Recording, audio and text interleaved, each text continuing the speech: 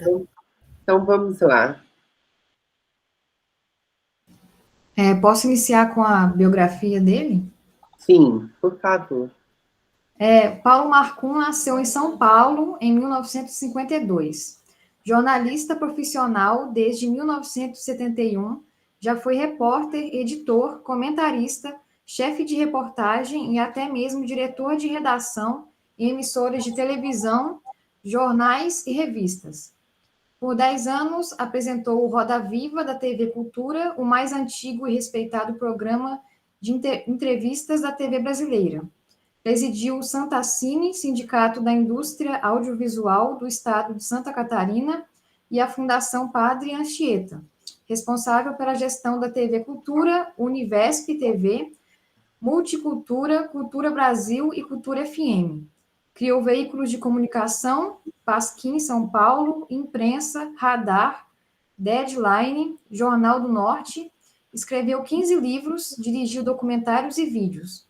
Foi consultor da Unesco na reformulação da TV Cultura do MEC, recebeu vários prêmios como comunicador e escritor. Em razão de sua larga experiência como jornalista e apresentador, Paulo Marcum atua frequentemente como mediador e mestre de cerimônias. Ótimo, obrigada, Tainara. Então vamos começar? Vocês começam com as questões? Eu vou começar. Boa noite, Paulo. Boa noite, pessoal. Eu confesso que eu não conhecia tão a fundo assim a história do livro, e só de ter lido o pouco que eu li, eu fiquei muito curiosa, então eu acabei pesquisando mais sobre o assunto. E aí eu queria saber de você enquanto jornalista, porque a gente sabe que a mídia ela tem um poder muito grande sobre as pessoas, né? Pode ser de forma positiva quanto negativa. Então a gente não, né? Então acaba criando-se assim os heróis, vilões. A gente tem como exemplo recente o ex-juiz Sérgio Moro, né, que acabou virando político. Então, eu queria saber se você acha que essa superexposição que a gente vive hoje em dia com as mídias sociais, se elas acabam deslegitimando o papel da justiça brasileira. De certa maneira, sim. Quer dizer, nós começamos esse processo muito antes da Operação Lava Jato, que foi o auge desse processo. Já no tempo do governo Fernando Henrique Cardoso, o próprio PT utilizava alguns promotores, procuradores e mesmo integrantes de setores do governo no sentido de expor e investigar histórias que complicavam a vida do governo. Na época, o PT estava na oposição. E isso começou a ser feito com uma espécie de aliança entre setores da imprensa e essas fontes de informação em que as informações, as acusações, as denúncias, muitas vezes chegavam na mão dos jornalistas muito facilmente, de um lado, e mais do que isso, não havia, e ainda não há, num certo sentido, hoje está melhor a coisa, muito a preocupação de se confirmar antes as acusações, mas sim de garantir o destaque para elas na publicação disso. Se isso acontecia no tempo da imprensa escrita e televisada apenas, no rádio, né? Com as redes sociais ficou pior ainda, porque, na verdade, nem é necessário, em certos casos, o aval da imprensa. Né? A imprensa perdeu importância nesse tempo todo. E isso coincidiu com outro ponto que é grave, que é a crise que a mídia vem enfrentando, a mídia tradicional, por conta das mudanças que as próprias redes sociais provocaram na publicidade, no protagonismo da imprensa, né? E isso só reduziu o trabalho dos repórteres e dos investigadores, jornalistas, e aqueles que têm fontes de informação privilegiadas, seja no judiciário, seja no Ministério Público, né?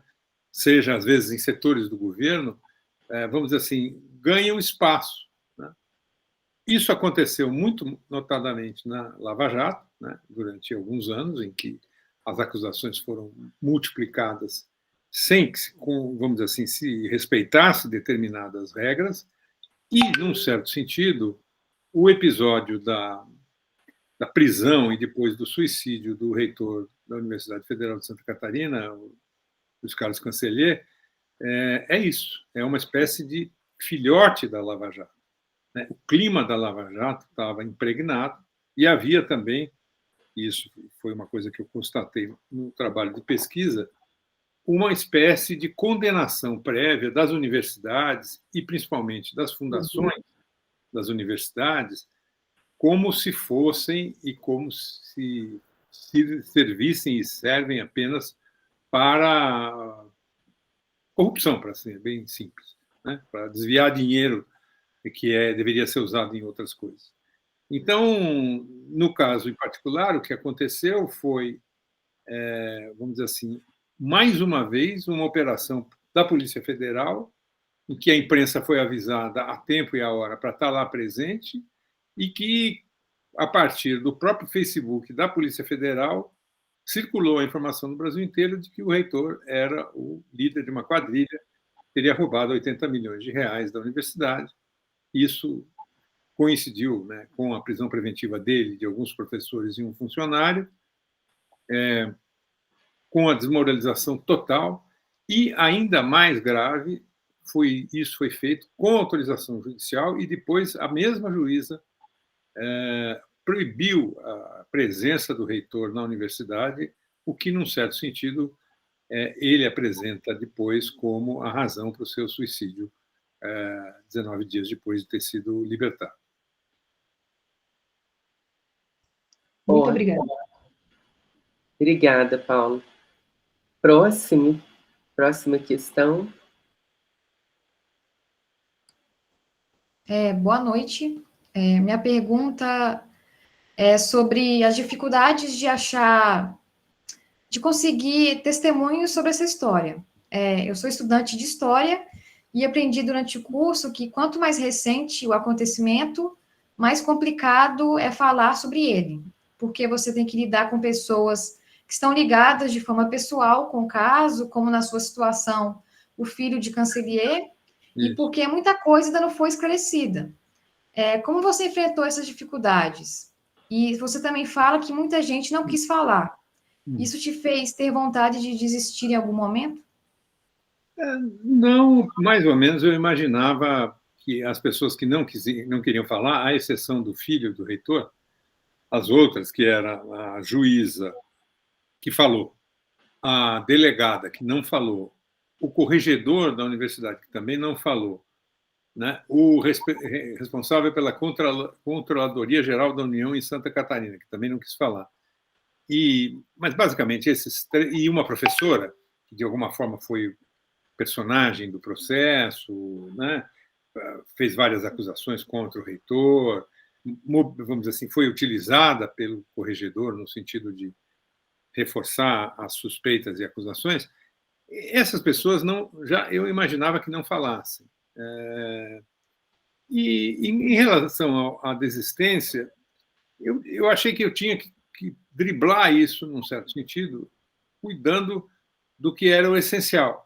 Quer dizer, havia uma documentação, são mais de 20 mil páginas de processo, inquéritos policiais e da própria corregedoria da universidade, que eu li todos, quer dizer, li é exagero, porque, na verdade, muita coisa você bate o olho e vê que é a repetição de um outro documento, tal, mas é uma maçaroca de informação imensa que eu tive que percorrer para evitar ficar na superfície apenas das acusações ou das conclusões, porque uma das preocupações que eu tive era de construir um livro que, em primeiro lugar, não desse chance para que eu fosse processado pela delegada Érica Marena, que é mestra em processar jornalistas, e ela não me processou. Também a conjuntura já estava mudando um pouquinho quando isso aconteceu, né? E mais do que isso, para construir um livro que as conclusões fiquem a cargo dos leitores. Quer dizer, não é um livro em que eu mastigo toda a informação e concluo e, vamos dizer assim, coloco a coisa num tom de editorial ou de libelo, de defesa do Cancellier, nada disso. Eu diria que a maior dificuldade, além dessa questão dessas pessoas que não quiseram falar, que sempre permitem dizer, mas você só ouviu um lado da história, é que eu tinha que reconstruir os 19 dias entre a prisão e o suicídio e, nesse período, tentar levantar o maior número possível de informações sem querer resolver a questão de por que é que ele se matou ao final e ao cabo. Quer dizer, se ele foi suicidado, entre aspas, por conta que é um pouco o que agora está se colocando, os irmãos dele tiveram com o presidente Lula, o Lula disse que talvez o Estado reconheça, vamos dizer assim, a responsabilidade no caso, né? É uma discussão complicada, mas sem tomar essa ideia, nem tampouco a de reduzir apenas, tão somente, a atitude, vamos dizer assim, desesperada de alguém em depressão, né? Tudo que eu consegui apurar é de que o Cancellier, o reitor, ele planejou cuidadosamente o suicídio em poucos dias, e esses dias coincidem com aqueles que são posteriores à decisão da juíza de proibir a presença dele na universidade. Em outras palavras, a impressão que dá, pelos depoimentos de quem conversou com ele, enfim, por tudo que ele agiu, é que ele se deu conta de que não ia limpar o nome dele no curto prazo, né? E isso agravou um quadro de depressão que ele estava cuidando, inclusive tomando medicamento, né? E aí tem toda uma discussão na qual eu não entrei aprofundadamente, que é o que é que motiva um suicida, né?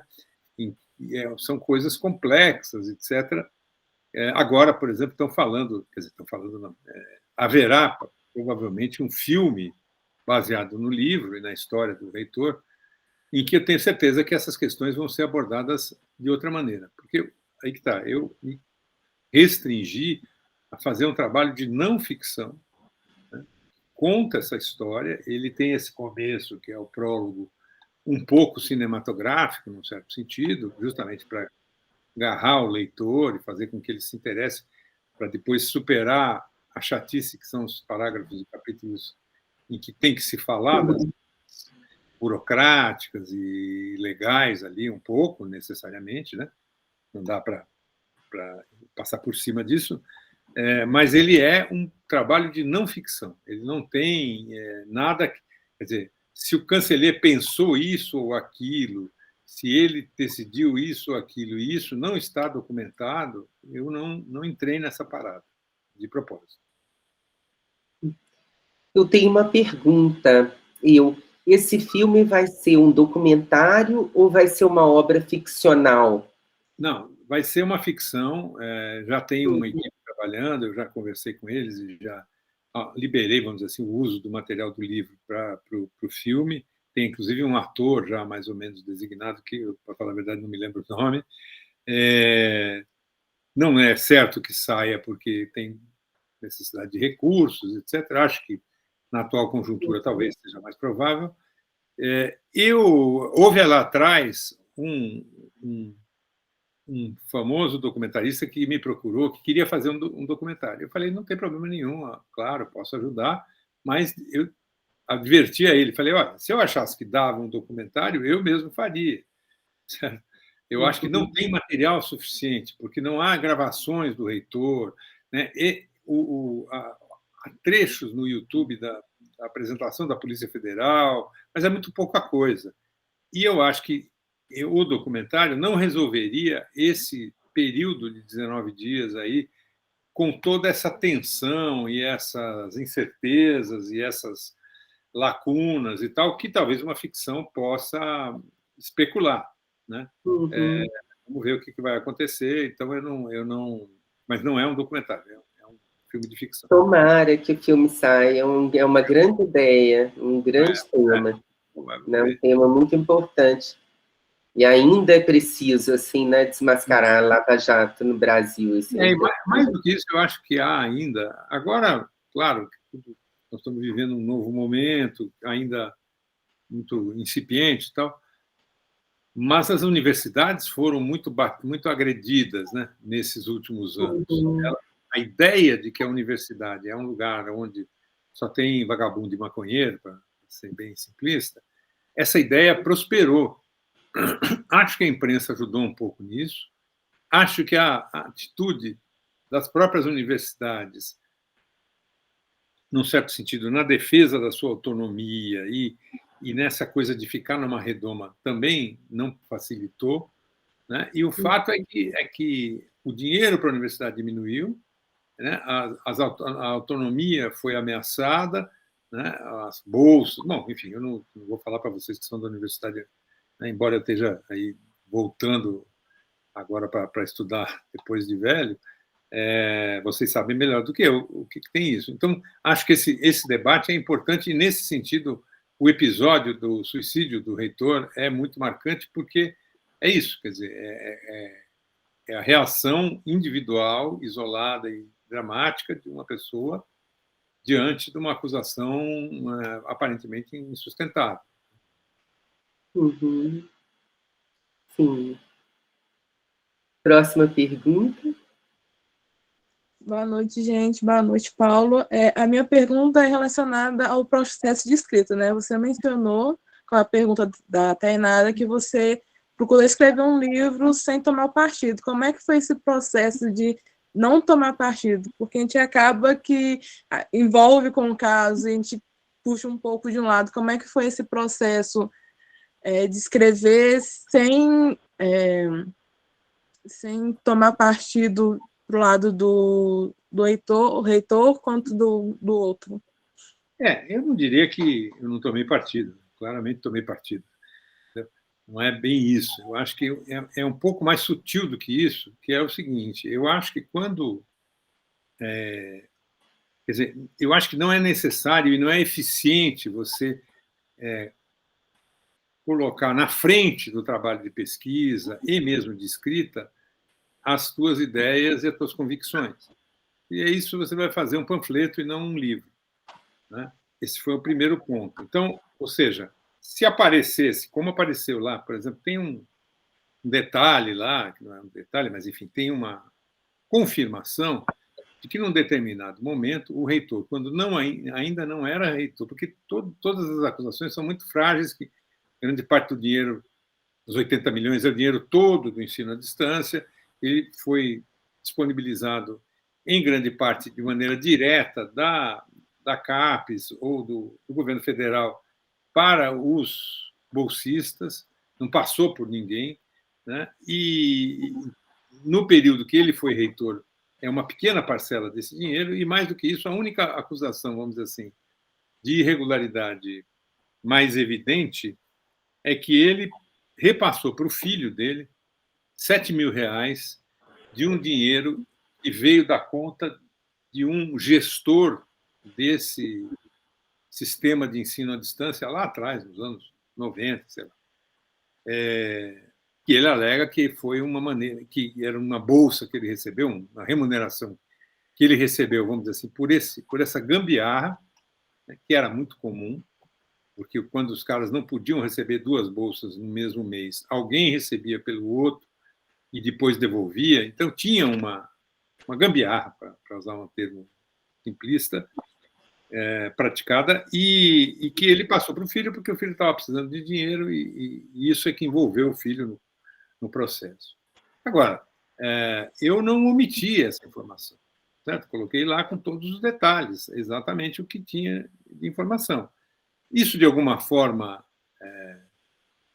mancha a pureza da imagem do reitor? Acho que mancha, certo? Quer dizer, se você considerar que fazer uma gambiarra no setor público e tal é algo incorreto. E é. Né? Agora, muita gente faz coisas desse tipo. Né?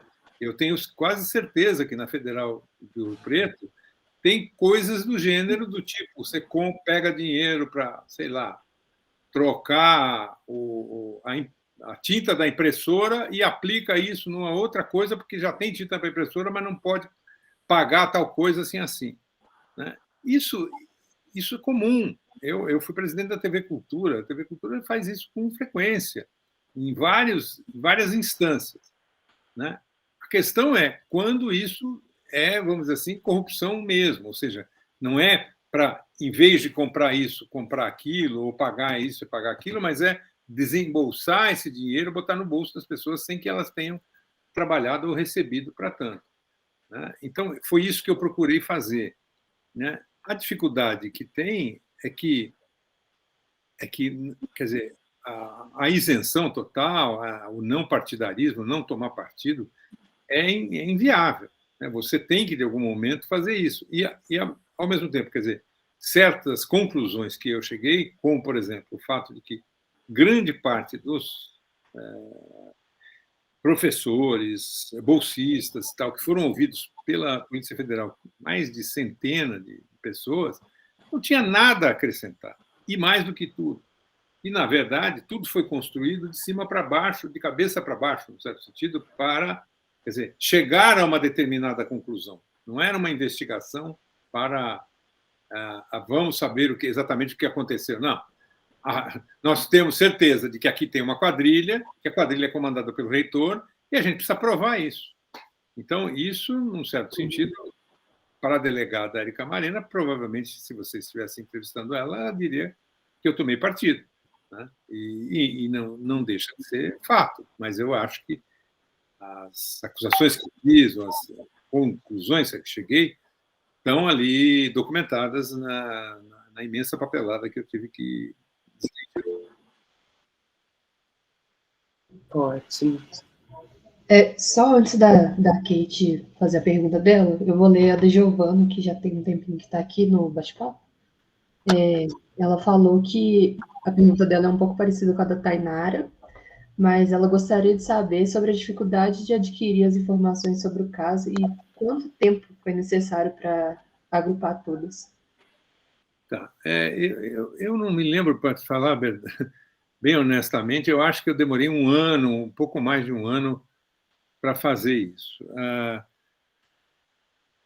A documentação não foi tão difícil assim, porque, de um lado, os documentos que eram restritos, esses do corregedor, que é uma espécie de investigação interna da universidade, gente ligada à universidade me passou cópia disso. E os outros documentos, qualquer advogado pode ter acesso. Né? O problema é como tratar esse tipo de informação e como construir, a partir daí, uma história que as pessoas não desistam de ler no meio do caminho. Né? Nisso teve muita ajuda o trabalho dos editores da Editora Objetiva, né? O Marcelo Ferroni e a menina cujo nome eu não vou, a Daniela, não me lembro o sobrenome, que foram debatendo comigo, discutindo e propondo modificações na estrutura que eu havia desenhado, porque o que acontece? O livro ele tem uma mistura de coisas difíceis de combinar.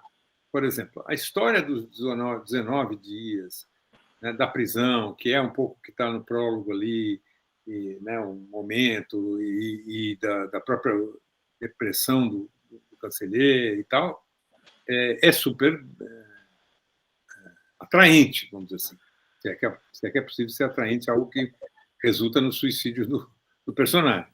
Mas, assim, tem dramaticidade, tem vivacidade, tem detalhes curiosos, né? Enfim, tem um trabalho de reconstituição disso.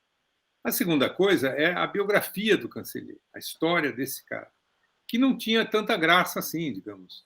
Ele era um cara curioso, assim, meio estranho, num certo sentido, porque ele passa por alguns períodos da vida dele, primeiro como jornalista, como militante estudantil, depois como jornalista, depois como assessor político e, finalmente, como integrante da universidade. Ele formou-se e virou reitor em menos de 18 anos, né? Da formatura até a reitoria. Então, ele teve uma carreira universitária rápida, politizada, envolvia apoios desde o PCdoB até a maçonaria, né? E ele era um cara muito conciliador e tal. E do ponto de vista pessoal, a história dele, ele teve um casamento, um filho, né? E depois não tem mais nada. Ele teve umas namoradas, umas coisas, mas é tudo muito misterioso. E ele era um cara muito fechadão, né? Ninguém sabe direito. Por exemplo, eu sei que ele tinha uma namorada quando ele se matou, quer dizer, quando ele era reitor, mas eu não consegui descobrir quem era essa mulher. E parece que era uma mulher casada e tal, mas ninguém quis me contar a história, até porque ele já tinha morrido e tal. Mas, assim, ele era um cara discreto, fechado, né? E muito dedicado à vida. Quando fazia uma coisa, mergulhava de cabeça. Então, é uma outra história, uma outra dificuldade, é um outro processo. E o terceiro é essa chatice, porque inquérito policial é chato pra caramba, entendeu? É uma linguagem cacete, é sempre igual, e aí você lê e não entende direito, aí é um quebra-cabeças. Então, misturar isso para fazer um livro que fosse satisfatório para mim e para a editora foi um trampo, né? Escrever e reescrever muitas vezes, desistir de um caminho, adotar outro, eliminar, cortar para caramba, cortei muito. O livro foi enxugando, e mesmo assim, ainda o Marcelo dizia, não, mas ainda tem muita coisa. Eu falei, mas não pode deixar de falar tal coisa assim. Mas por que não pode? Enfim, é assim mesmo o livro, entendeu? O processo é esse. Mas esse, em particular, não era, vamos dizer assim, se fosse uma receita de comida, é uma mistura de manga com, sei lá, com macarrão, com frango, peixe assado, tá? Uma salada que, para misturar, teve que ter uma relação ali que me tomou tempo e energia. Obrigada. Se a Kate quiser fazer a pergunta. Sim, boa noite, pessoal. Vocês estão me ouvindo bem? Sim. Boa noite, Paulo. Assim, o senhor nos traz aqui no texto, né, tratando aí as realidades mesmo dos fatos, né? Eu gosto muito do jornalismo investigativo, assim, traz uma coisa, a gente vê aquilo é real, está acontecendo. Eu não me lembro desse caso, não acompanhei, mas a partir de ler seu texto eu fui buscando informações, porque me instiga a curiosidade de saber o que está acontecendo, né? Então, eu vou fazer um comentário aqui, aí eu vou fazer uma pergunta final. Assim, depois, né, que transcorre todos os fatos aí, no final do texto o senhor traz esse questionamento em relação a um princípio que está presente na nossa Constituição, que ele vai dizer que ninguém vai ser considerado culpado até o trânsito julgado da sentença condenatória. Perfeito. E pergunta se a lei é para todos, né, no final aí do texto. A gente sabe que, em teoria, isso é muito bonito, né? Mas o linchamento, né, ele acontece, seja em razão de uma mídia, muitas vezes sensacionalista, que a gente já viu em vários casos, né, que foram passados na televisão, inclusive aquele da Eloá, não sei se vocês vão lembrar. Eu acompanho muito esses casos, vou atrás das informações. Eu não sei se isso é algum tipo de... Eu não consigo escrever nesse viés, mas eu acho interessante a gente saber o que está acontecendo. Não é só porque está dando mídia, está dando fama, etc., mas para a gente ver onde que está o erro. Sabe? Partiu de onde? Foi a mídia que expôs algo que não deveria ter sido exposto ainda, até realmente ser investigado da forma que deveria? Sabe? Tem essas coisas. Por quê? A partir desses linchamentos, né? Hoje em dia, com esse boom de informação na internet, redes sociais, as pessoas já têm um julgamento prévio. E o cancelamento virtual, ele vem, e mesmo o virtual leva ao linchamento da vida da pessoa mesmo, o famoso cancelamento CPF, aí, muitas vezes sem saber se a pessoa de fato é culpada ou não. E assim, como o senhor disse aí, há uns comentários atrás, tipo, foi um suicídio ou ele foi suicidado? Entende? Porque a partir do texto, né, eu fui procurar saber, eu vi que no final do ano passado aí fez 5 anos desse caso, né, do que ocorreu com ele, e até hoje, assim, não ficou claro, pelo menos para mim, onde que está esses 80 milhões. Aí eu gostaria de saber se o senhor tem essas informações do processo, né, se ele foi arquivado, se ainda rola a investigação para achar os verdadeiros culpados, diria assim, não sei, né, e se tem chances das pessoas serem indiciadas por induzir ou instigar o suicídio dele, sabe? Não sei, né? Porque no código consta que indução e etc. é considerado crime e a pessoa pode pegar até 3 anos de reclusão.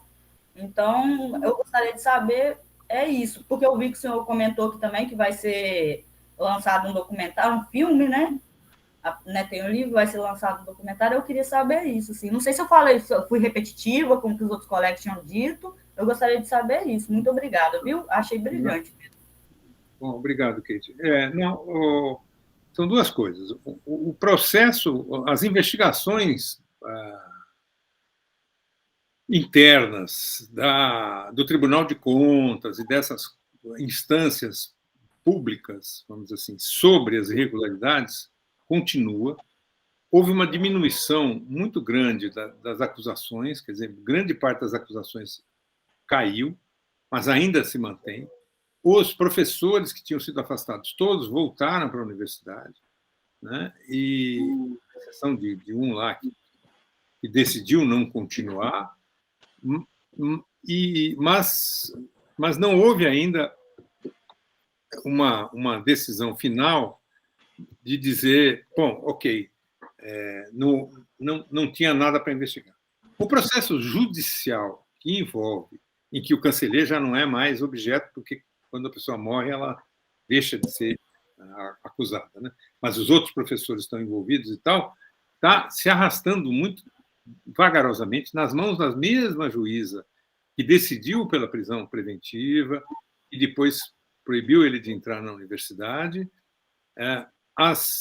Essa juíza não analisou as defesas no que um advogado me disse que é um comportamento possível, mas duvidoso, no certo sentido, e eu creio, mas aí é palpite, que mais dia, menos dia, ela vai confirmar algumas acusações para justificar a atitude dela, e isso vai para uma instância superior, onde provavelmente também, aí também é chute meu, isso será desmontado, mais ou menos, vamos dizer assim, combinando com o que aconteceu na Lava Jato, né, com uma diferença muito grande. Quer dizer, essa juíza ela não extrapolou as suas atribuições, como o juiz Sérgio Moro fez.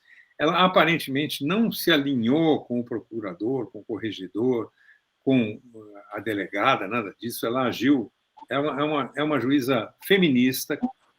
Mais do que isso, ela é casada com uma mulher que é vamos dizer assim, não muda nada no papel de juíza, mas vamos dizer assim, denota que não é uma pessoa, vamos dizer assim, totalmente conservadora, né? E ela é muito zelosa do que ela fez, ela acha que agiu corretamente. Então, eu tenho a impressão que isso vai acontecer. Agora, nessa conversa que teve quarta-feira, anteontem, lá em Brasília, de setores da mídia alternativa com o presidente Lula, os irmãos do canceler estiveram presentes e conversaram sobre a possibilidade que o Lula acenou de haver algum tipo de reparação, de reconhecimento do Estado com a responsabilidade no caso da morte do canceler. Isso, digamos, demanda uma outra ação que os irmãos chegaram a acionar, mas que, obviamente, no governo Bolsonaro não prosperou. Eu tenho minhas dúvidas se isso vai acontecer, entendeu? Porque aí que está. É difícil você encontrar os responsáveis diretos pela acusação que foi publicada no Facebook. Foi provavelmente algum assessor de imprensa da Polícia Federal que pegou digamos assim, a ordem judicial que determinou, porque a ação da Polícia Federal não foi uma ação vamos dizer assim, ilegal. Ela foi autorizada por essa mesma juíza, que aceitou lá as tais acusações do Ministério Público e que nessas acusações aparecia a ideia de que haveria ali uma quadrilha e tal. Agora, a leviandade de dizer que era uma quadrilha que roubou 80 milhões de reais é gigantesca, porque, como eu disse, esse dinheiro era todo o dinheiro do ensino à distância na universidade em dezenas de anos, né? Mas era o clima Lava Jato que estava implantado. Em outras operações semelhantes que aconteceram no Paraná e no Rio Grande do Sul, contra a universidade, também as acusações foram do mesmo gênero, isso está contado lá no livro. Então, resumindo, acho que, do ponto de vista, vamos dizer assim, de limpar a barra dos professores e dos funcionários acusados, não vai se resolver 100%, né? Mas também não vai se confirmar nenhum tipo de condenação para isso, vai se achar uma solução intermediária. E, do ponto de vista de transformar isso num caso mais célebre, em que o Estado reconheça a irregularidade, vai depender do cenário político que a gente está vivendo hoje, né, nesse início do governo Lula III, que ainda não está claro, né, até onde vai, em que medida. Quer dizer, isso vai ser uma prioridade diante de outras questões mais críticas e urgentes, como, por exemplo, o que fazer com a turma que bagunçou o coreto lá no dia 8 de janeiro. Obrigado, professor. Entendi. Te agradeço. E a gente vai seguir acompanhando, ver o que acontece, né? Porque não tem outro jeito. Mas muito obrigado pela resposta. Que é isso. Vamos lá? Agora é a Júlia. Ok. Pode conduzir, viu, Carolina ou Tainara? Vocês podem conduzir. Boa noite, gente. Boa noite, Paulo. Oi. Eu queria fazer uma pergunta sobre o jornalista investigativo como humano nesse processo, né, de investigação. Enfim, ele essa figura do investigador, do jornalista, é muito ficcionalizada. E eu fiquei imaginando, enquanto eu estava vendo o texto, olhando as informações e imaginando como que foi para você, enquanto pessoa, talvez até enquanto brasileiro, olhar as informações, viver tão profundamente em contato com a família, com as pessoas envolvidas, com todo o caso, né? Que ele é todo muito sensível, envolve a morte de uma pessoa, é uma pessoa que estava fragilizada, em depressão, né? Então, assim, conviver com essa história por tanto tempo e tão profundamente, procurando cada detalhe, eu imagino que com certeza não tenha sido fácil de lidar, né? E aí, quando você começa a pensar nisso, refletindo sobre o macro, como que essa situação também estava envolvida com questões políticas, como que isso refletia os rumos que o país foi tomando nesses últimos 5 anos. Eu queria entender, assim, como que ficou a sua cabeça no meio disso tudo, né? Enquanto pessoa, né? Enquanto investigador também, mas enquanto uma pessoa lidando com tudo isso, com conflitos, com questões éticas, com questões emocionais, enfim, queria saber de você como que foi lidar com tudo isso. Então, bom, eu já fiz aí uns 15 livros, mais ou menos, e boa parte deles tem como personagens perdedores. Eu reparei isso, quer dizer, não é que eu, não sei, não é que eu acordo e dizer assim, qual é o perdedor que eu vou escolher hoje, né? Mas eu escrevi sobre a Anita Garibaldi, que é uma suposta heroína, mas que morreu aos 28 anos, grávida de 6 meses, né, de uma febre, acompanhando um companheiro, o marido dela, que numa fuga depois de ter sido derrotado, eles têm sido derrotados lá em Roma. Escrevi sobre o Vladimir Herzog, que era meu amigo, meu chefe, meu companheiro de política, que foi preso e assassinado. Escrevi sobre o Mariel Mariscot, uma mistura de policial com bandido, que já foi morto nos anos 80, e eu acompanhei o enterro dele e a gente acabou escrevendo um livro. Sobre Dom Paulo Evaristo Arnes, que esse não posso colocar na categoria dos perdedores, mas sobre o Cabeça de Vaca, um conquistador espanhol que também foi preso. Enfim, eu acho que tem outras histórias sobre o Brizola e o Jango em 1961. Enfim, sempre quando tem essa situação, eu me mobilizo. E o período de escrever é sempre uma coisa excitante e, ao mesmo tempo, exaustiva. Por quê? Porque, primeiro, você fica dedicado muito tempo àquele assunto. Segundo, sempre tem contextos e complicações e dificuldades que te envolvem. E, nesse caso particular do Canceller e de outras histórias mais recentes, tem essa realidade momentânea, né? E, no caso dele, em particular, uma situação delicada, que era como tratar essa história. Eu o conhecia superficialmente, ele esteve na minha casa, mas eu não lembrava muito dele. Assim, depois é que eu fui registrar onde que a gente tinha se encontrado, lá em Santa Catarina, né? Mas não foi por isso que eu escrevi, foi por conta da história me interessar, contar essa história. Então, eu diria que essas dificuldades, elas são parte do jogo, né? O que me mobiliza para escrever uma história e tal, porque não é o dinheiro que você ganha, né? O direito autoral de um livro é muito pouco, ele é, em muitos casos, né, ainda consigo algum adiantamento, esse do Canceller eu tive, mas isso, todo o dinheiro foi gasto na pesquisa, né? E não paga o trabalho que você tem, né? E o que mobiliza é esse interesse, né? Para usar uma palavra deselegante, é o tesão que dá você encarar e resolver essa história, né? E então eu diria que todas essas dúvidas e dramas e tal, eu devo ter passado, mas para mim ficou para trás, na medida em que eu consegui superar, né? E a hora que você coloca um ponto final no livro, então, e ele às vezes não é nem o definitivo, é aquele que você combinou com a editora, porque tem que parar um certo dia, é um baita alívio, né? A primeira coisa que você faz é não olhar aquele texto durante um longo tempo, porque ele deu muito trabalho, deu muito desgaste, né? Deu muito esforço, né? E sempre, eu até hoje tenho dificuldade, meus livros estão aqui atrás, na prateleira ali, eu recuperei, eles estavam em umas caixas aí, por conta de mudanças de país, de casa e tudo, tem lá, mas eu não tenho coragem de ler de novo, sabe? Porque, primeiro, tem coisas que eu olho e falo, puxa vida, mas eu poderia ter escrito muito melhor isso. Segundo, tem coisas que eu olho e falo, mas não fui eu que escrevi isso mesmo, né? Você perde um pouco da proximidade com isso. Mas, até hoje, pelo menos, eu ainda estou envolvido num projeto novo, que eu não sei quando vai ficar pronto, é isso. Quer dizer, o que me interessa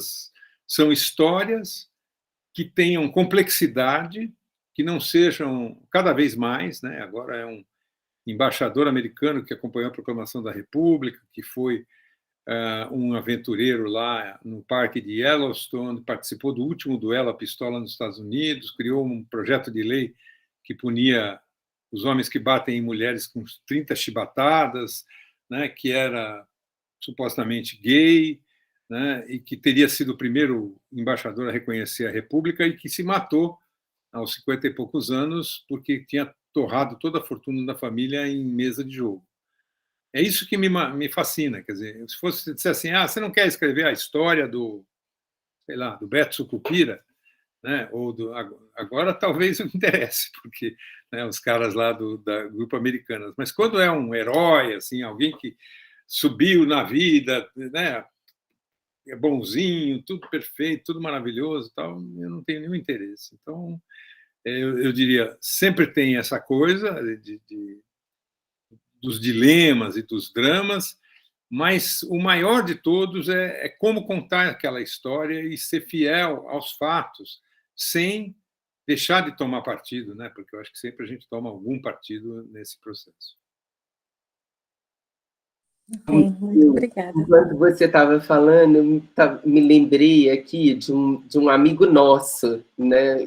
Que eu não vou citar o nome, biógrafo, talvez o biógrafo mais conhecido do Brasil, para você já saber quem é, e que ele foi confrontado, assim, foi convidado a fazer a biografia do Márcio de Souza, né?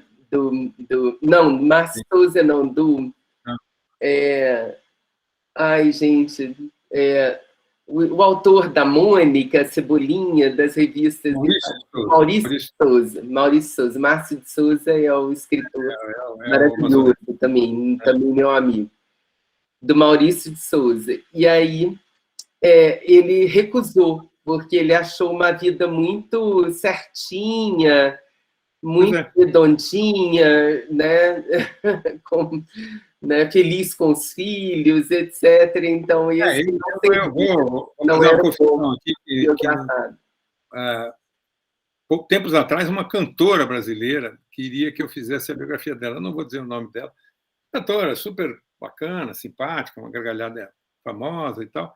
Mas eu pensei, falei, caramba, eu não vou ter nada para acrescentar. Eu acho que, assim, a complexidade do personagem é importante, né? E, às vezes, não precisa ser necessariamente um mocinho ou alguém que você seja fã, embora isso possa ajudar.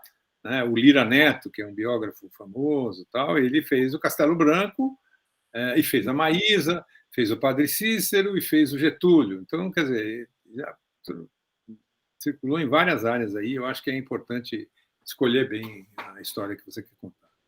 Uhum, sim. Eu li, acho que o contexto, às vezes, ajuda também muito, né? Sim. Né? Por exemplo, né? O livro sobre o Castelo é fascinante por causa desse pano de fundo. Assim, o personagem é um personagem que rígido, assim, muito, uma figura com princípios muito rígidos e tudo, um casamento só na vida toda, né? Então, aparentemente, um personagem sem interesse, mas o contexto é fascinante, o que acontece, né, com ele, né? Né, o golpe de 64, assim, né, o protagonismo que ele teve tornou tudo muito mais interessante, né? Mas vamos lá, são os meninos que têm que... Eu estou falando demais. Aqui uma pergunta agora do chat, a pergunta da Marina. Paulo, o que te levou a investigar este caso? É uma história que eu não devia contar, porque não tem nenhum charme, mas eu vou contar. Eu estava atrás de uma história, né? E aí conversei com um amigo meu, que é o Ernesto Rodrigues, autor da biografia do Ayrton Senna, da biografia do João Avelange, tem vários livros publicados. O Ernesto foi um ombudsman da TV Cultura, meu velho amigo, e junto com ele eu fiz essa do Mariel Marisco lá atrás. Falei, Ernesto, estou com a quebrando a cabeça aqui para achar um personagem, uma história que tenha essas características, me mobilize e tal. O pai ele falou, cara, mas por que você não escreve sobre o reitor lá de Santa Catarina? Você não mora em Santa Catarina, que se matou?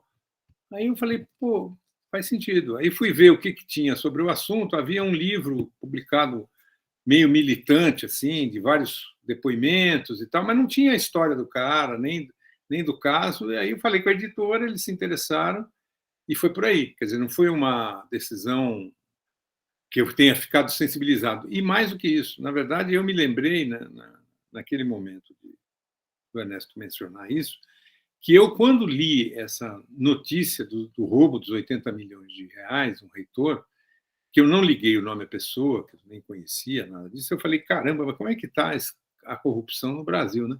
Como é que pode um reitor roubar 80 milhões de reais? Ou seja, eu mesmo tinha sido, vamos dizer assim, inoculado com o vírus da fake news que tinha sido difundida largamente naquele momento, no primeiro momento, no momento da morte dele. Né? Da morte, não, da prisão. Né? Depois eu vi a morte, aí a coisa começou comecei a acompanhar o caso, mas não me dediquei muito profundamente e surgiu essa oportunidade. E aí eu falei, cara, pode ser. E normalmente também é isso, né? Quer dizer, a Anita Garibaldi também, um amigo meu, disse assim, pô, você não faz uma biografia da Anita Garibaldi, personagem aqui de Santa Catarina, você está mudando para cá? Isso foi em 99. Eu falei, pô, pode ser. Fui ver o que tinha, não tinha nenhuma biografia recente dela, nem nada mais aprofundado. Né? E eu achei que tinha uma história para contar ali. Pergunta agora do Pedro Henrique.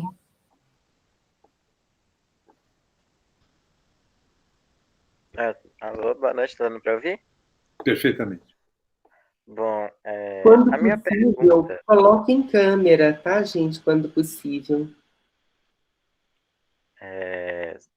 Minha pergunta, ela não é exatamente sobre o Lava Jato. eu tenho uma amiga que ela está fazendo jornalismo também, e uma coisa que deixa ela muito estressada é na questão, tipo, que atualmente o povo parece que tem valorizado muito mais aquelas correntes de notícias fake que chegam no WhatsApp do que realmente a notícia que tem todo o embasamento jornalístico, que o jornalista ele tem todo o trabalho de se preparar, de fazer a pesquisa, para montar ela certinho, para não ter ambiguidade nem nada.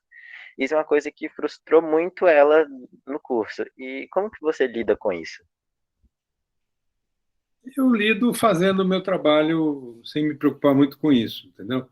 Quer dizer, por sorte, hoje em dia eu não tenho patrão mais, né? Eu não devo nada a ninguém.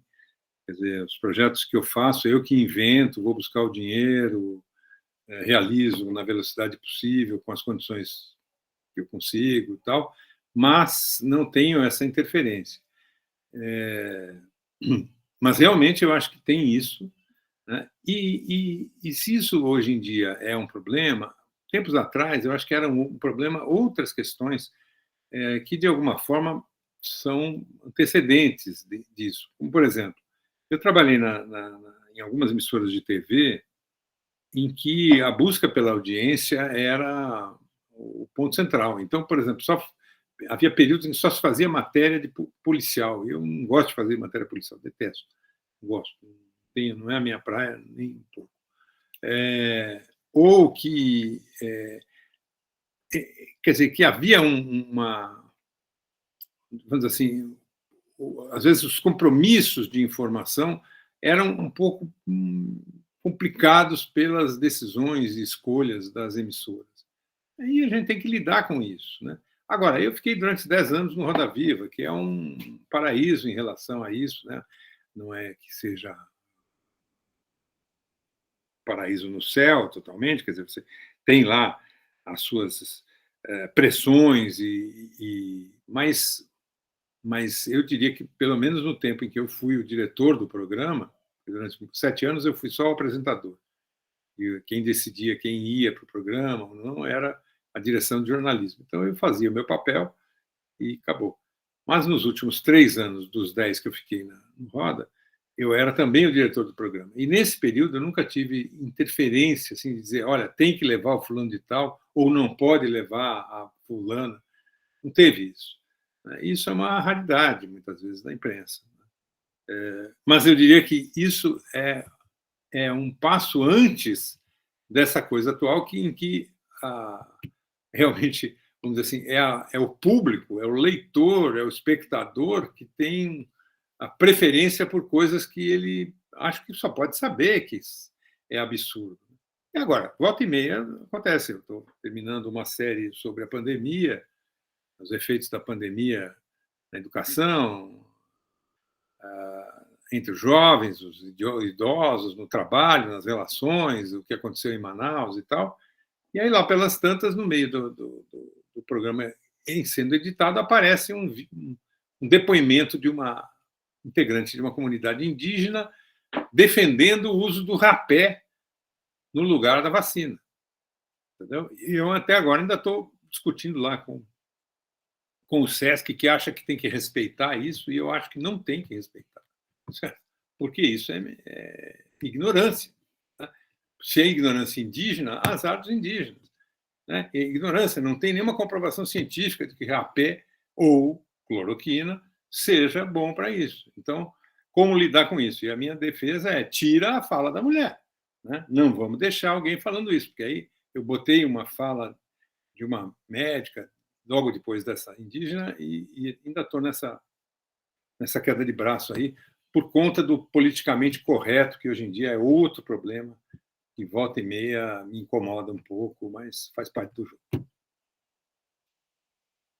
Sim, muito obrigado. A próxima pergunta é da Kênia. Boa noite, Paulo. Sobre o seu processo de escrita, na sua análise de documentos e de relatos sobre o caso, você encontrou alguma lacuna nesses documentos? e se essas lacunas foram ou poderiam ter sido problematizadas no seu processo de escrita de um livro não ficcional.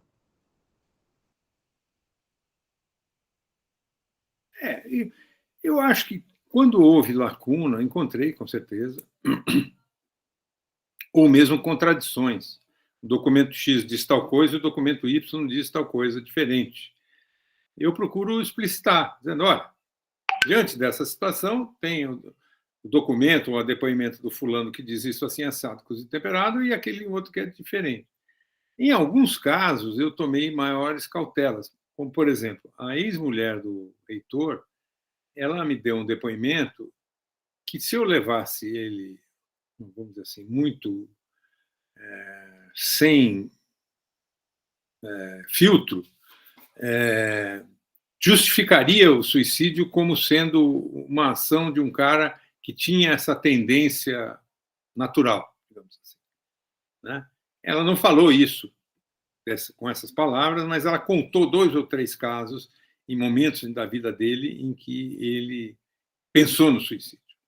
Esses casos estão no livro, mas eu coloquei esse material num determinado momento e com uma certa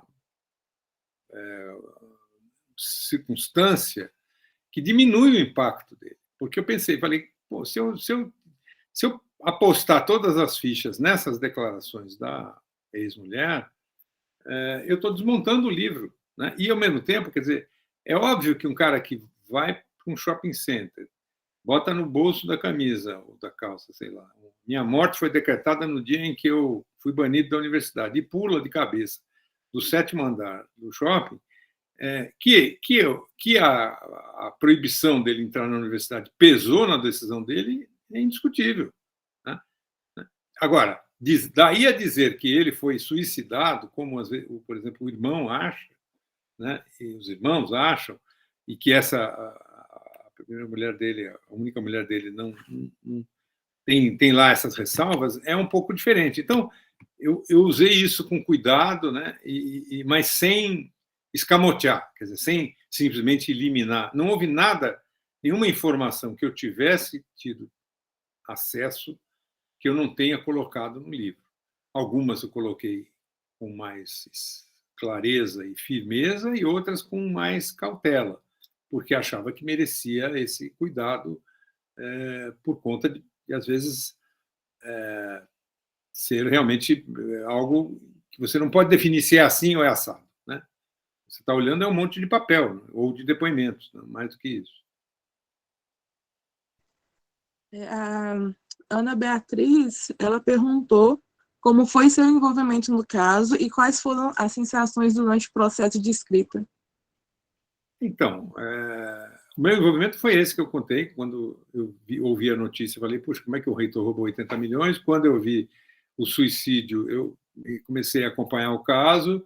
Quando o Ernesto, meu amigo, me falou que valia a pena entrar no assunto e eu mergulhei mais em detalhe, eu percebi que tinha uma história para ser contada, e a partir daí teve um trampo considerável, que eu entrevistei mais de 50 pessoas, num curto período que passei em Florianópolis, e fiquei com essa maçaroca de papel, que é um negócio incrível, né? Porque...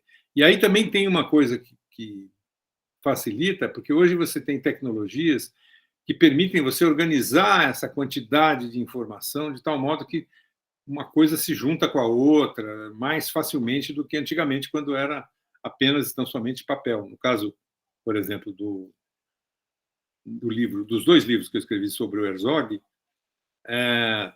os documentos eram cópias xerográficas dos interrogatórios feitos no DOPS depois das pessoas terem sido torturadas lá no DOI-CODE. Então, dá um trabalho danado e você não tem, naquela época não tinha tecnologia para digitalizar tudo isso, manusear mais rapidamente. Tá? Hoje está muito mais fácil, né? E hoje, então, com a inteligência artificial, nós estamos avançando para um outro patamar de organização da informação que está facilitando muito o nosso trabalho. Mas ele não elimina, de jeito nenhum, até agora, pelo menos, a tarefa de destrinchar, fazer as conexões, ponderações, né, as cautelas e etc.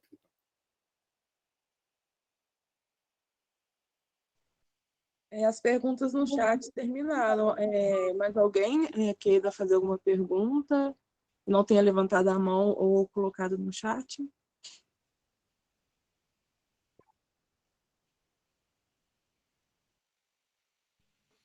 Bom, boa noite. Então, acho que você foi bem claro, bem explícito em relação a todo o processo de obra. Está falhando um pouquinho o seu áudio. Acho que o telefone está ruim. Está dando para ouvir bem agora? Agora sim. Então, eu disse que você foi bem explícito em todas as informações sobre a explicação da obra, o processo, as dificuldades que você teve.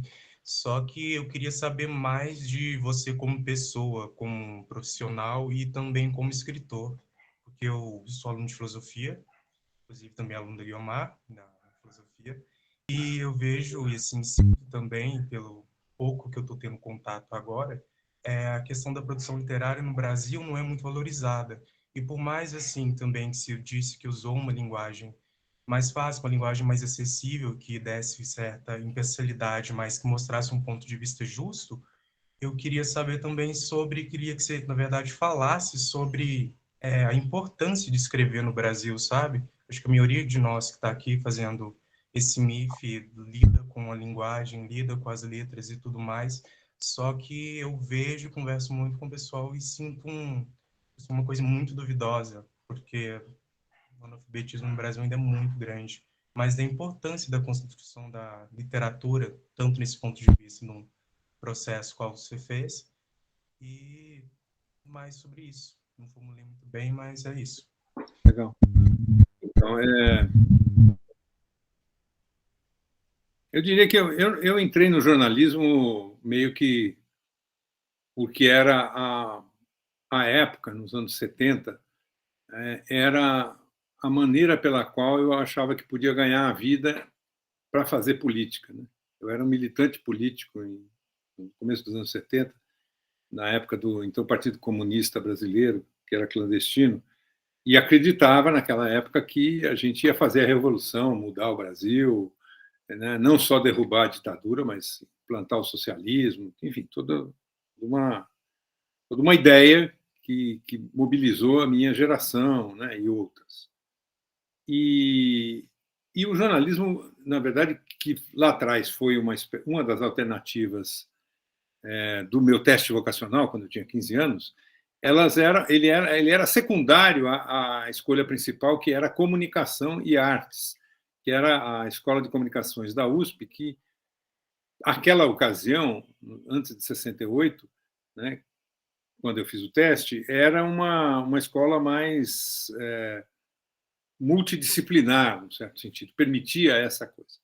E eu sempre tive uma inquietude profissional grande, tanto de mudar de emprego, muitas vezes, tive mais de 40 empregos, como de fazer coisas não só na área da escrita, mas depois dos anos 80 na televisão, né? No audiovisual, mais recentemente, né? E agora tentando coisas nesses territórios de inteligência artificial, metaverso e outras maluquices.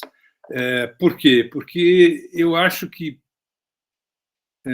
o que o jornalismo me capturou no final, e eu acabei desistindo das outras ideias, seja de empreender, seja de fazer a revolução, é que ele é uma maneira de você ter uma ação política, certo? De ter uma interferência numa sociedade onde você muito bem disse, ainda temos muitos analfabetos, e aí, portanto, se justifica, num certo sentido, as escolhas audiovisuais, né?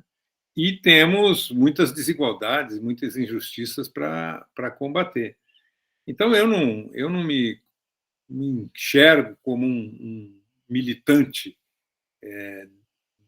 que impunha uma bandeira e tá no meio do combate, entendeu? Eu tenho amigos que pensam assim até hoje. Encontrei, aliás, um grupo no domingo passado que estava comemorando 50 anos do primeiro encontro de estudantes de jornalismo de comunicação do Brasil, né? Tomando umas taças de vinho, comendo uma paella. E aí ainda tem gente lá que está naquela ideia, segurando a bandeira. Eu procuro pensar para frente, em outras possibilidades, em alternativas. E, nesse sentido, a minha inquietude se consuma em, por exemplo, ir fazer mestrado agora, né, na área de comunicação digital, sobre o uso das tecnologias na pesquisa histórica, e, ao mesmo tempo, em pensar em novas histórias e novas iniciativas que permitam experimentar, né, e quebrar esses limites que hoje em dia são muito restritos. A turma da minha idade, a grande parte, está se aposentando, né, ou morrendo. Né? Minha querida Glória Maria, aí, que era só 2 anos mais velha do que eu, só descobri agora, porque ela sempre escondeu a idade. Então,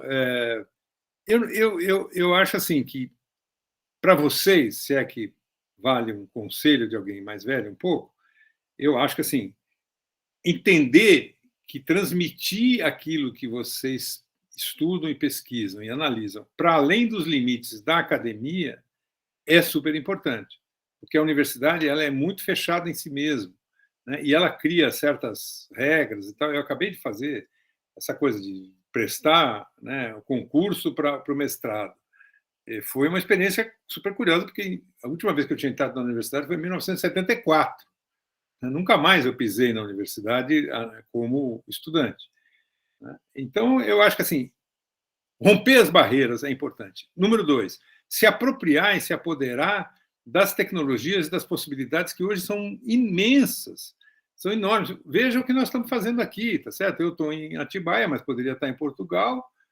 Vocês, grande parte deve estar em Ouro Preto, tá certo? Mas pode ser que tenha um lá no Rio de Janeiro, outra na Bahia ou na Alemanha. E isso é perfeitamente possível, e isso ainda vai virar um produto que vai estar no YouTube, que pode ter, enfim, N possibilidades. Então, eu acho que pensar fora da caixa é fundamental. Né? Às vezes você acerta, às vezes você erra, mas, né, desistir jamais.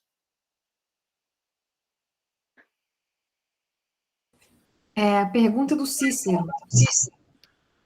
Muito obrigada, viu, Paula? Adorei essa sua fala. Vamos continuar. Boa noite, gente. Boa noite, Guiomar. Boa noite, Paulo.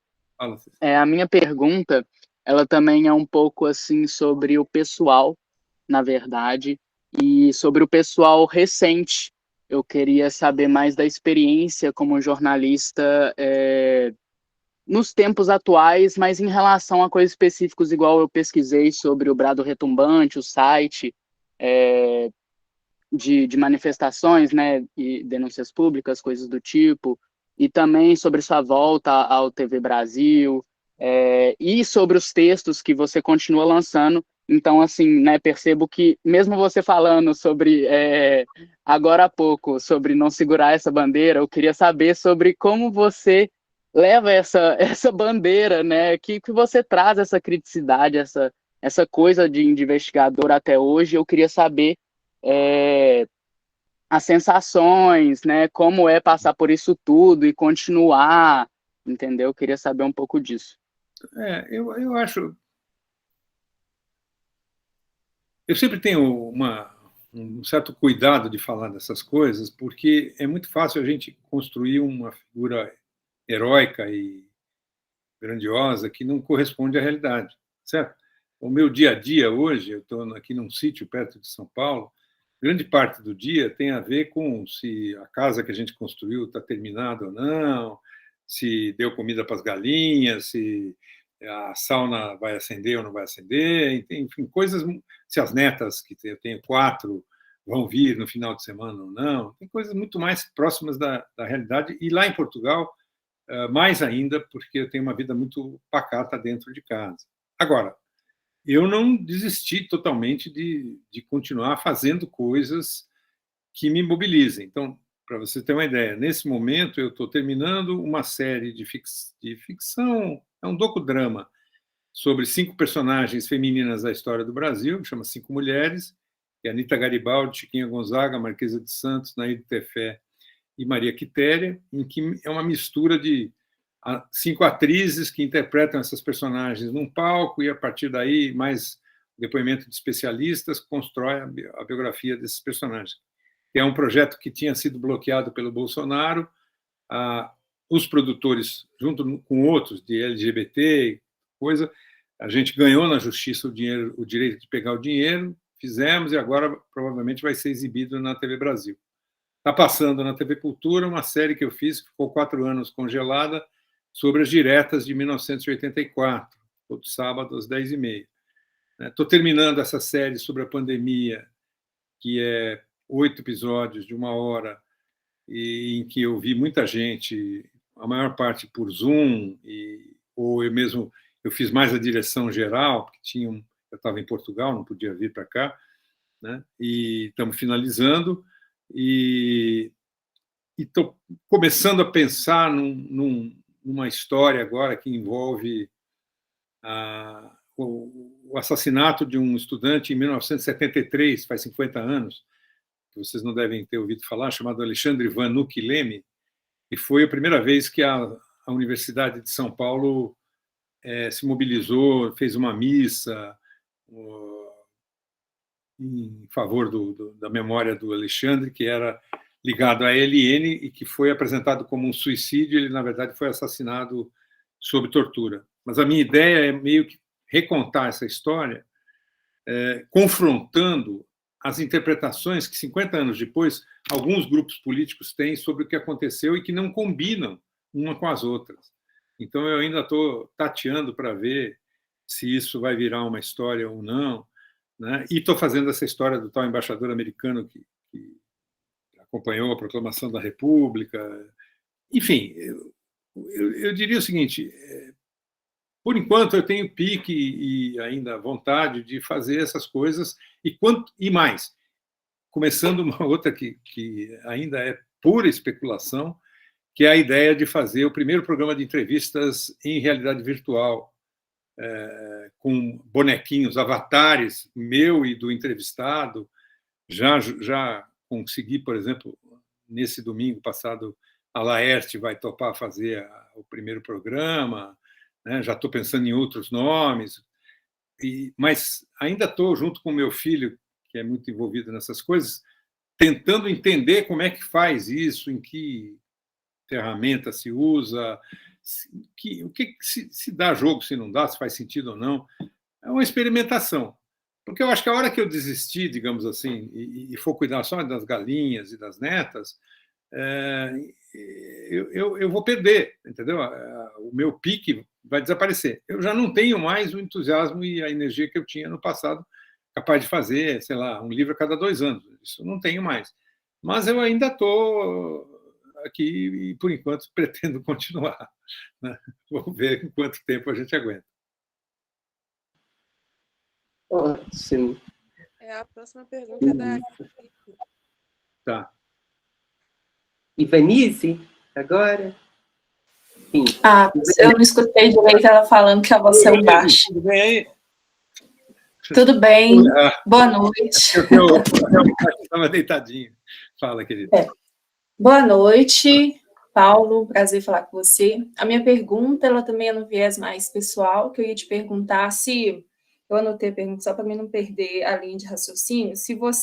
Quando que você começou a escrever? Se sempre teve esse viés jornalístico, se você começou com poema, crônica, ou se sempre foi crônica, ou se a partir do jornalismo passou, né, se começou com crônica, enfim, como que foi? Se você sempre gostou de escrever, e se com o jornalismo, com a militância, isso pegou mais força, ou se começou a partir daí, como que foi?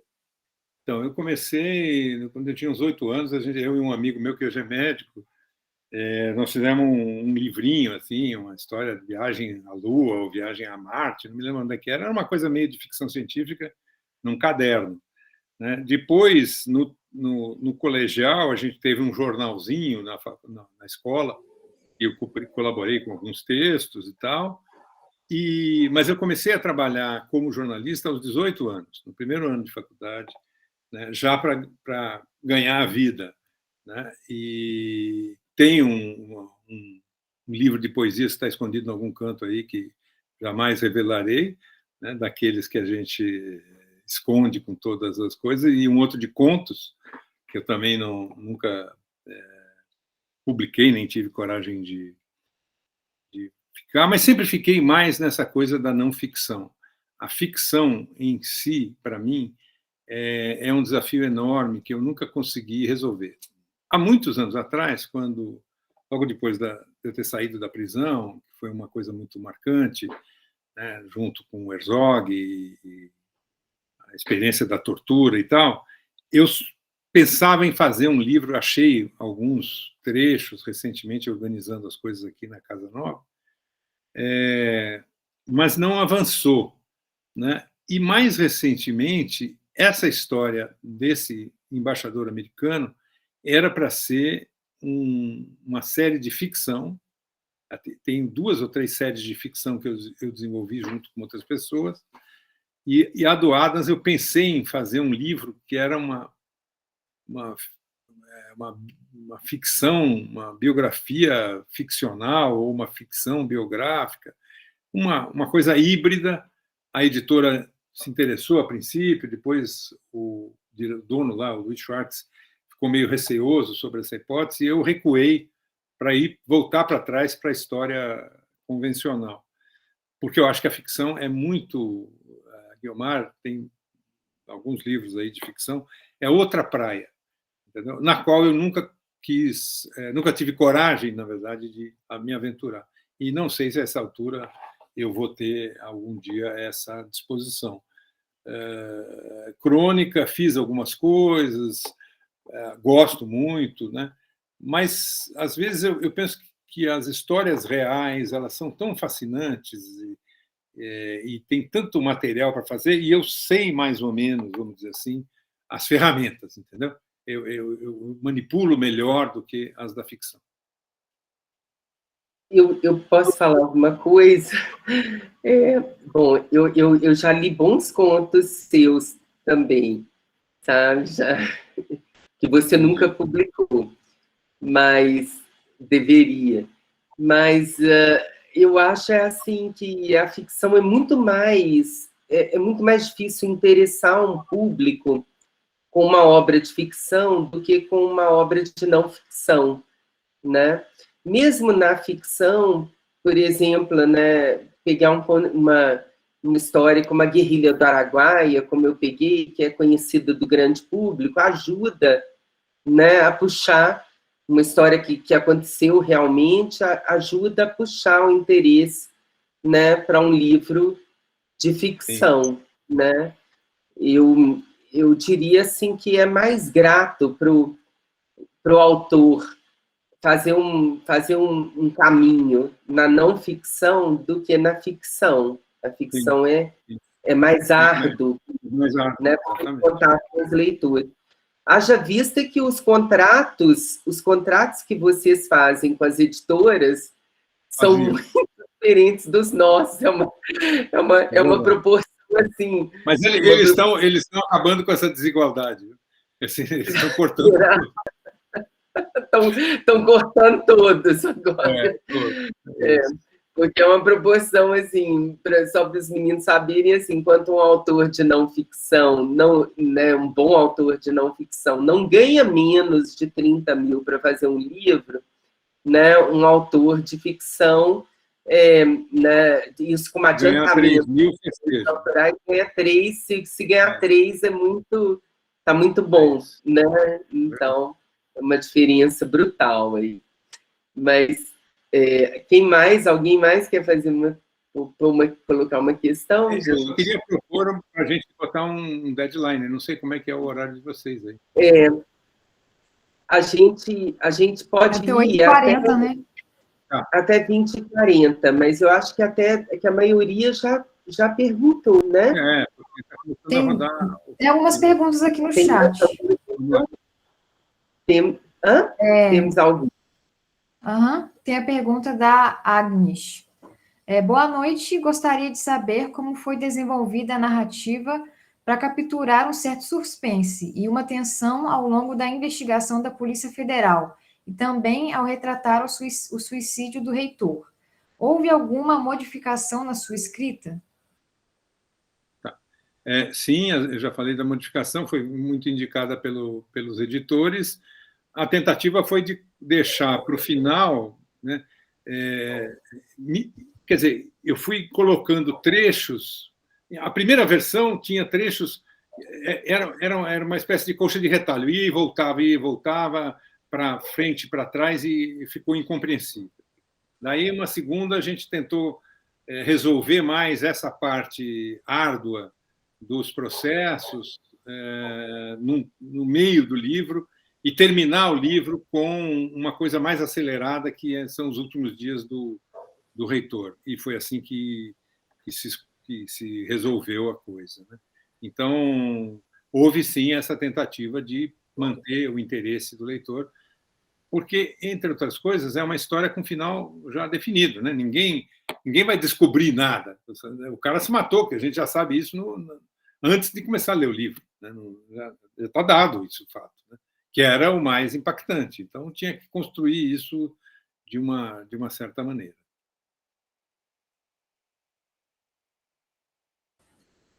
A pergunta da Luísa, aproveitando o gancho da pergunta que a Ivanise fez, gostaria de saber se você teve ou tem algum escritor como inspiração e referência.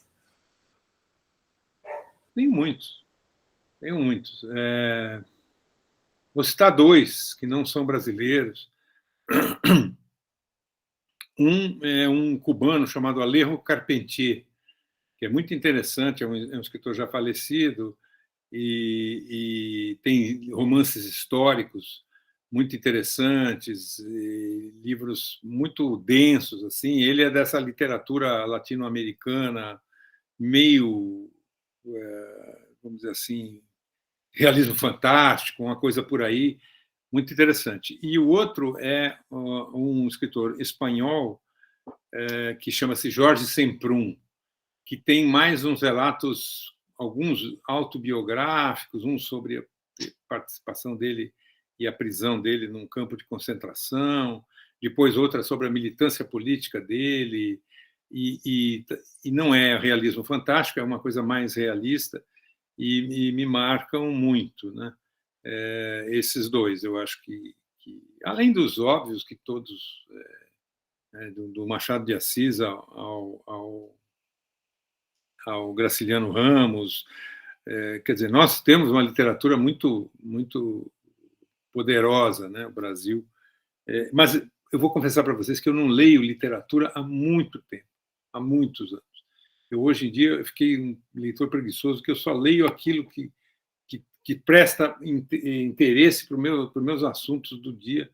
É muito raro eu pegar um livro hoje em dia, a não ser que seja de algum amigo que pede conselho, palpite, mas assim, pegar para ler um livro é difícil, né? Não sei se é por causa do tempo que eu dedico à internet, né? Ou porque está em Portugal e aí você fica mais distante da literatura brasileira, mas Torturado nem abri, né?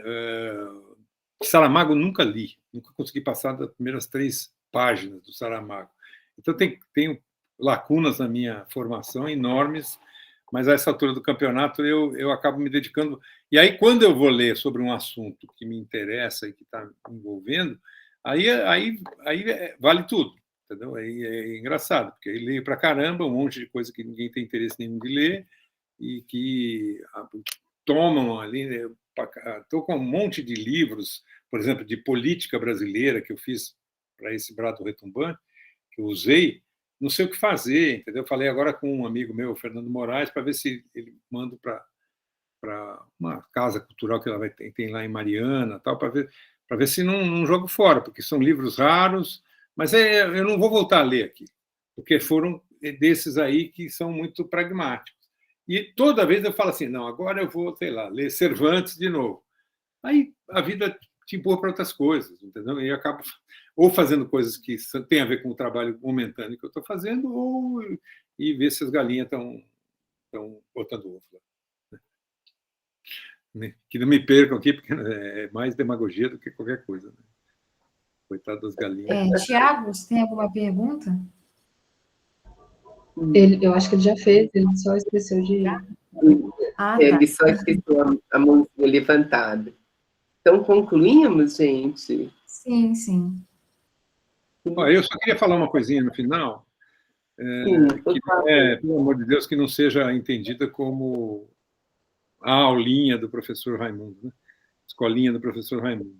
Mas eu acho assim, vocês estão vivendo um momento muito, a geração de vocês, muito dramático, né? Muito dramático. É uma coisa impensável que a gente viveu no Brasil nos últimos tempos e o que provavelmente vocês vão viver daqui para frente. Então, se vocês estão na universidade e têm essa possibilidade de alguma forma, refletir sobre isso, produzir conteúdo, né, encontrar alternativas e possibilidades, não percam, tá certo? Porque na realidade de vocês que as coisas acontecem, não é aos 70 anos de idade. Entendeu? Quando já está tudo mais ou menos consolidado, você já caminha pelos mesmos caminhos, e olha que eu procuro me reinventar e experimentar, inovar, mas a inovação está com vocês, né? As coisas que estão acontecendo no mundo, né, e no Brasil, e são coisas maravilhosas e coisas terríveis ao mesmo tempo, tudo junto, misturado, né? E a gente, vocês é que vão ter que desenroscar essa bagaça aí, não somos nós, tá certo? Kate quer fazer um comentário? Gente, aqui, desculpa aí, mas só fazer um último comentário também, é mais a título de curiosidade minha, assim, porque como estava sendo dito por aqui, né, quando estava falando da questão da ficção, da não ficção, aí eu estava pensando, falei assim, pô, tem muita coisa, se a gente, eu até fiz esse comentário aqui no chat, se a gente parar para pensar, assim, muita coisa que a gente escreve, não achando que é uma ficção, ou que é uma crônica, é isso, que é aquilo, hoje, na posteridade, ela vai acabar se tornando real, não sei como, não me pergunte como, porque a gente pode ler um texto de livros de 1600 e tanto, quanto se a gente aplica hoje, a gente vê que pode ser tanto ficcional ou não. E é aquilo que está acontecendo, você fica assim, perturbado, né, das ideias, mas é o que acaba acontecendo. E aí eu queria perguntar para o professor Paulo se... é mais curiosidade minha mesmo, se ele chegou a conhecer um xará dele, que é o Paulo Alberto Moretson, que é o vulgo Arthur da Távola. Né? Sim, conheci, claro. Então, quando eu estou falando dessas inspirações, eu sou muito do lado assim, das crônicas, além de eu gostar muito do jornalismo investigativo e informativo, assim, eu sou apaixonada por Arthur da Távola, muito mesmo. Acho que se pegar um texto meu e for ler e falar assim, lá, a cópia do Arthur, sabe? Porque eu sou apaixonada por ele, né? E, assim, aí eu gostaria de saber mesmo, se você chegou a conhecer, a trabalhar, a ver alguma coisa. Trabalhei com ele no Globo em 1980. Olha que massa, velho! Olha! Que legal! Era um ótimo... Além de tudo, era um cara que tinha uma visão crítica da televisão, sem ser um inimigo da televisão, né? Era um crítico de TV, falava bem da TV, era uma grande figura. Nunca fomos amigos próximos, assim, mas estivemos juntos e conheci, claro. Muito legal. Ai, amei saber disso. Amei mesmo. Legal. Obrigado, professor. Bom. Tá bom. Bom. Então é isso, gente. Agradeço aí a paciência de vocês. Coisa vocês têm... Guilmar tem meu e-mail aí, qualquer dúvida, 2 horas. Tá bom? Nós é que agradecemos muito, Paulo, sua participação. Eu acho que você pôde perceber assim, por que está sendo tão interessante essa experiência, né? Assim, eu tenho sido em termos de eventos literários, que eu já lidei com tantos, né, no Brasil e no exterior, tem sido a experiência que eu acho que tem mais eficácia, né, dentro do meu ideal de formação de leitores e tudo, essa experiência do MIF, né? Então, agradeço muito a generosidade da sua participação, né, a condução do grupo, que foi muito boa, né, e te desejo sucesso aí nos seus próximos projetos, né, nesse do embaixador, do mestrado e tudo mais, né? Legal. Você possa estar conosco em outros momentos. Vive em Ouro Preto, espero retomarmos o Fórum das Letras em 2024. Né? 2023 está difícil, mas 2024... Legal. Tá bom. Valeu, gente. Obrigada. Né? Espero que você possa vir.